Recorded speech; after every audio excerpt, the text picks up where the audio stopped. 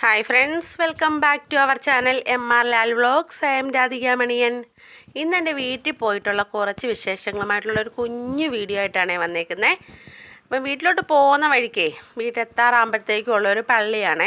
പണ്ടേ ഉള്ള പള്ളി, അതിപ്പോൾ പുതുക്കി പണിഞ്ഞതിൻ്റെ ഭാഗമായിട്ട് അവിടെ പെരുന്നാളായിരുന്നു.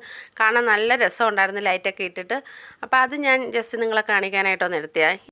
ഈ കുരിശടിയിലായിരുന്നു നമ്മൾ സാറുമാരെ നടികിട്ടല്ലേ എന്ന് പറഞ്ഞ് മെഴുകുതിരിയെ കത്തിച്ച് മാതാവിനോട് പ്രാർത്ഥിക്കുന്നത്. നൊസ്റ്റാൾജിയ വന്നു കേട്ടോ അവിടെ വന്നപ്പോൾ. ഇത് പിന്നെ ഇപ്പം എൻ്റെ കല്യാണമൊക്കെ കഴിഞ്ഞിട്ട് അവിടെ പുതിയതായിട്ട് പണിഞ്ഞ പള്ളിയാണ്. അവിടെ ക്രിസ്മസിൻ്റെ സ്റ്റാറൊക്കെ ഇട്ടിരുന്നതാണേ. പിന്നെ ഇതാണ്ട് നമ്മൾ വീട്ടിൽ എത്തിയിട്ടുണ്ട്. പറയാതെ വന്നതായിരുന്നു വീട്ടിലോട്ട്. അതിൻ്റെതൊരു സർപ്രൈസും ഒരു ഓട്ടവും ബഹളമൊക്കെ ആയിരുന്നു അത്. പിന്നെ അകത്ത് കയറി അമ്മയായിട്ടിരുന്ന് ഇങ്ങനെ സംസാരിക്കുകയാണേ. അമ്മയായിട്ട് സംസാരിക്കുമ്പോൾ കൂടുതലും പരാതിയും പരിഭവങ്ങളുമാണ് പറയുന്നത്. കാരണം ഞാൻ ചെല്ലും, പെട്ടെന്ന് ഓടിപ്പോരും. ഓണത്തിനാണ് നമ്മൾ ലാസ്റ്റ് പോയത്. ഓണത്തിന് അവിട്ടത്തിൻ്റെ അന്നാണ് വീട്ടിൽ പോകുന്നത്. ഈ വർഷം അറിയാമല്ലോ, നമുക്ക് ടെക്സ്റ്റൈൽ ഷോപ്പ് ആയതുകൊണ്ട് തന്നെ കട അടച്ചിടാൻ പറ്റത്തില്ലായിരുന്നു. അപ്പം അതുകൊണ്ട് ഉച്ചയ്ക്ക് ഒരു മണിക്കൂറത്തേക്ക് ഒന്ന് അടച്ചിട്ടിട്ട് പോയി. ജസ്റ്റ് ഊണ് കഴിച്ച് ഓടിപ്പോയിരുന്നു. ഊണ് കഴിക്കുന്ന സമയം മാത്രമാണ് വീട്ടിൽ ഇരുന്നത്. പിന്നെ ഞാൻ അങ്ങോട്ട് പോയിട്ടും ഇല്ലായിരുന്നു. അപ്പം അമ്മ അതിൻ്റെ പരാതിയൊക്കെ പറയുമായിരുന്നു. പിന്നെ ഇങ്ങോട്ട് വന്നില്ല, ഒന്നും നിൽക്കാൻ വരത്തില്ല, അങ്ങനെയൊക്കെ. അപ്പം രമ്യ ചായ ഇടാൻ പോയേക്കുമായിരുന്നു. പിന്നെ രമ്യ ചായയൊക്കെ ഇട്ടുകൊണ്ട് വന്ന് അങ്ങനെ ഞങ്ങൾ സംസാരിച്ചൊക്കെ ഇരിക്കുമായിരുന്നേ. ആങ്ങളെ ഇല്ലായിരുന്നു, അയാൾക്ക് അന്ന് ഡ്യൂട്ടി ഉണ്ടായിരുന്നു, ഡ്യൂട്ടിക്ക് പോയേക്കുമായിരുന്നു. അത് നമ്മൾ അറിയാതാണ് ചെന്നത് കേട്ടോ. ആൾ കാണുമെന്ന് വിചാരിച്ചു. നമ്മൾ ചെന്ന് കഴിഞ്ഞാൽ പിന്നെ മോൾക്ക് ഭയങ്കര സന്തോഷം കേട്ടോ. കയറി പിന്നെ മടിയിൽ ഇങ്ങനെ ഇരുന്ന് കുറേ കാര്യം കാണാം അവൾക്കും പറയാനായിട്ട്. മോൻ പിന്നെ കുറേ നേരം ഇച്ചിരി ഒന്ന് മാറിയൊക്കെ നിൽക്കും. കുറേ കഴിഞ്ഞിട്ടേ നമ്മുടെ അടുത്തോട്ട് വരത്തുള്ളൂ. കുഞ്ഞല്ലയോ, അതിൻ്റെതൊക്കെ ആയിരിക്കും. പിന്നെ നമ്മളങ്ങോട്ട് ആണ്ടിനും സംക്രാന്തിക്കും ഒക്കെ അല്ലയോ കയറി ചെല്ലുന്നത്. അതുകൊണ്ടൊക്കെയാണേ.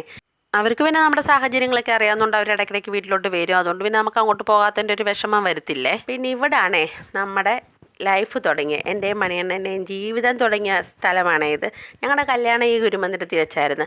അന്ന് ഈ ഓഡിറ്റോറിയമൊക്കെ അങ്ങ് പ്രശസ്തമായി വരുന്നെങ്കിലും അച്ഛനെന്തോ മോളെ വീട്ടിൽ നിന്ന് ഇറക്കി വിടണം, ഓഡിറ്റോറിയത്തിൽ നിന്ന് ഇറക്കി വിടത്തില്ല എന്നുള്ള ഒരു ചിന്തയിൽ വീട്ടിൽ വെച്ച് തന്നെയാണ് കല്യാണം നടത്തിയത്. നമ്മുടെ അന്ന് വീട്ടിന് അത്യാവശ്യം മുറ്റത്ത് നല്ല സ്ഥലമൊക്കെ ഉണ്ടായിരുന്നു. മുറ്റത്ത് പന്തലിട്ട് അങ്ങനെ ഗുരുമന്ദിരത്തിൽ വെച്ചായിരുന്നു കല്യാണമേ. ഇത് പിന്നെ ഞങ്ങളുടെ ഒരു ഫാമിലി ഫോട്ടോയാണ്. ഈ ഫോട്ടോ എടുക്കുമ്പോൾ യഥാർത്ഥത്തിൽ അച്ഛൻ ഇല്ലായിരുന്നു.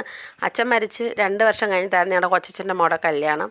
അതിന് ഞങ്ങളെല്ലാം ഒരേപോലെ ഡ്രസ് കോഡൊക്കെ എടുത്ത് അങ്ങനെ എടുത്തേ. അപ്പോൾ പിന്നെ അമ്മയ്ക്ക് അതിനകത്ത് അച്ഛൻ ഇല്ലാത്തതുകൊണ്ട് ഭയങ്കര വിഷമം. അങ്ങനെ അച്ഛൻ്റെ 3-ാം വർഷത്തെ ആണ്ടിൻ്റെ അന്ന് ഞങ്ങൾ അമ്മയ്ക്ക് ഗിഫ്റ്റ് കൊടുത്തതാണ് ഈ ഫോട്ടോ. അങ്ങനെ ഇപ്പോൾ വീട്ടിൽ ചെല്ലുമ്പോൾ ഏറ്റവും കൂടുതൽ നമ്മൾ മിസ് ചെയ്യുന്ന അച്ഛനെയാണ്. അച്ഛൻ ആ കാത്തിരിപ്പും അതൊക്കെ ഒരു പ്രത്യേകത തന്നെയാണ്.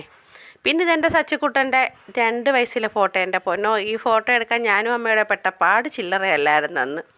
പിന്നെ ഇത് ഞങ്ങളുടെ കല്യാണ ഫോട്ടോയാണ്. ഫോട്ടോയൊക്കെ ഞാൻ പിന്നീട് ഡീറ്റെയിൽ ആയിട്ട് കാണിക്കാം. ഇത് അവിടെ അന്നേരം ഇരുന്നുകൊണ്ട് ഞാൻ ജസ്റ്റ് എടുത്തതേ ഉള്ളേ. ഇത് നീലൂട്ടിയുടെ 1 വയസ്സുള്ളപ്പോൾ ഉള്ള ഫോട്ടോയാണേ. ഇപ്പം കുഞ്ഞങ്ങ് വളർന്നു പോയി. ഇത് പിന്നെ സിദ്ധിക്കുട്ടൻ ഈ വർഷം ശ്രീകൃഷ്ണ ജയന്തിക്ക് കൃഷ്ണനായതാണേ. ഇതാണ് ആങ്ങളെയും നാത്തൂനും, അവരുടെ നിശ്ചയത്തിൻ്റെ ഫോട്ടോയാണ് ഇത്. പിന്നെ എൻ്റെ സിദ്ധിക്കുട്ടൻ ഇച്ചിരി പിണക്കം കൂടുതലുണ്ട്. അങ്ങനെ പിണങ്ങിയിരുന്ന സിദ്ധിക്കുട്ടനെ ഞങ്ങൾ കൂട്ടാക്കാനുള്ള ശ്രമം നടത്തുമായിരുന്നേ. എൻ്റെ ഫ്രണ്ടിൻ്റെ വീടുണ്ട് അപ്പുറത്ത്, രഞ്ജിനി, എൻ്റെ ഇൻറ്റിമേറ്റ് ഫ്രണ്ട്.